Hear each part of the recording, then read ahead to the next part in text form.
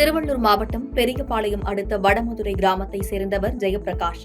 இவரது மனைவி சியாமளா. இவர்களுக்கு ஒரு மகனும் உள்ளனர். ஜெயபிரகாஷ் சரிவர வேலைக்கு செல்லாமல் ஊதாரித்தனமாக சுற்றி வந்துள்ளார். மேலும் தனது மனைவியிடம் அடிக்கடி பணம் கேட்டு தொந்தரவு செய்து தகராறில் ஈடுபட்டு வந்துள்ளார்.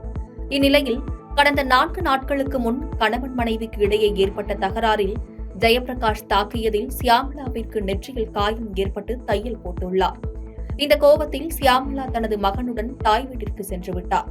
இந்நிலையில் செவ்வாய்க்கிழமை மாலை நண்பர்களுடன் மது அருந்திய ஜெயபிரகாஷ் சிறிது நேரத்தில் இரத்த வெள்ளத்தில் மர்மமான முறையில் இறந்து கிடந்துள்ளார்.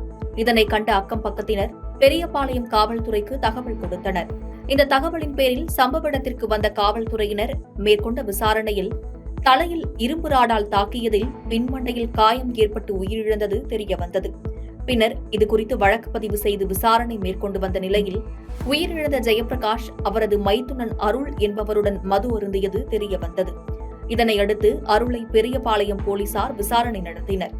இதில் தமது அக்காவை அடிக்கடி சண்டையிட்டு தொந்தரவு செய்து அடித்ததால் ஆத்திரத்தில் இரும்பு ராடால் அடித்ததில் மயங்கி கீழே விழுந்து உயிரிழந்ததாக கூறியுள்ளார்.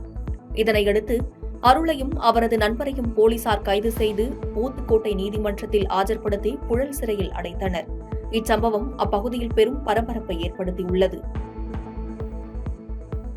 பாதகம் செய்பவரை கண்டால் நாம் பயங்கொள்ளலாகாது பாப்பா, மோதி மிதித்து விடு பாப்பா, அவர் முகத்தில் உமிழ்ந்து விடு பாப்பா.